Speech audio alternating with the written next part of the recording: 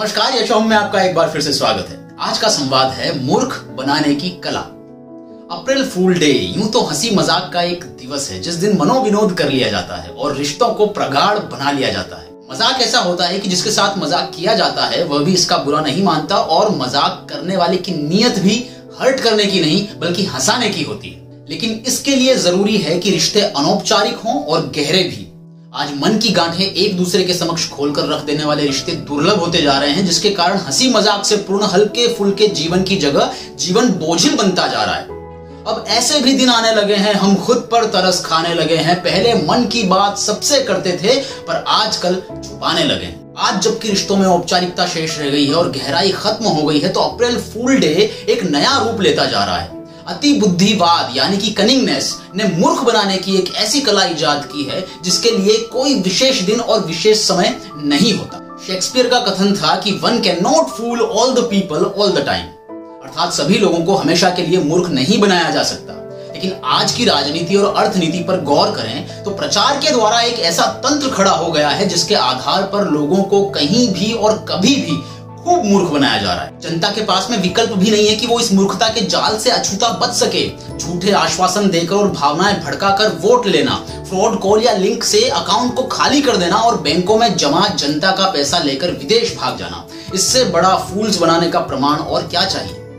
अप्रैल full day हम मनाएं या ना मनाएं, किंतु जीवन का अनुभव बार बार इसकी गवाही देता है कि अनेक मौके पर हम मूर्ख बनाए गए हैं। फिर भी हम अपने आप को बुद्धिमान माने चले जाते हैं, जो सबसे बड़ा मूर्खता का सबूत है। एक बार की बात है, ट्रेन में एक व्यक्ति ट्रैवल कर रहा था और तारीख 1 अप्रैल थी। उस रेल के डिब्बे में एक व्यक्ति जोर जोर से चिल्ला रहा था कि मक्खी भगाने की अचूक दवा ले लो। हर जगह लोग मक्खी से परेशान होते हैं। उसके जोरदार प्रचार प्रसार के अभियान ने सोचने पर मजबूर कर दिया कि इस स्वर्णिम अवसर को क्यों चूकें। व्यक्ति ने सोचा कि घर वाले भी आश्चर्यचकित होंगे और खुश होंगे कि ऐसी दुर्लभ दवा कहाँ पाई।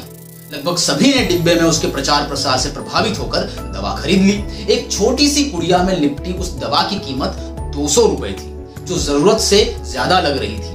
एक सज्जन उसे खोलने के लिए उत्सुक हुए तो उसने तुरंत मना कर दिया और कहा कि इसे तो आप अपने घर पर ही खोलिएगा और रामबाण प्रभाव को देखिएगा। उस व्यक्ति की दिलचस्पी भी इस मक्खी भगाने वाली दवा का प्रभाव अपने घर वालों को दिखाने की हो गई। व्यक्ति के घर पहुंचने पर जब सब खाने पर बैठे और कुछ मक्खियां भिनभिनाने लगी तो उस व्यक्ति ने सोचा यही सही समय है और तुरंत वह दवा निकाल ली। कागज के कई तह में वो दवा लिपटी हुई थी और वो व्यक्ति एक के बाद एक तहों को हटाता चला गया। लगभग 7 तह हटाने के बाद एक कागज की पुड़िया मिली जिस पर लिखा था, मक्खियां भगाने के लिए दाहिने हाथ से खाना खाइए और बाएं हाथ को हिलाइए। व्यक्ति मौन समाधि में चला गया और सभी घर के सदस्य उसकी ओर एकटक देख रहे थे।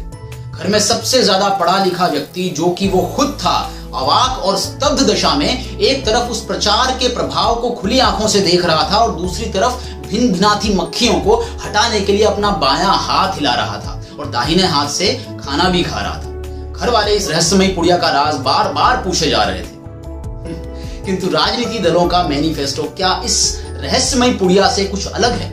क्या हमने प्रचार तंत्र के प्रभाव में आकर फेयर एंड लवली का कारोबार अरबों खरबों में नहीं पहुंचा दिया?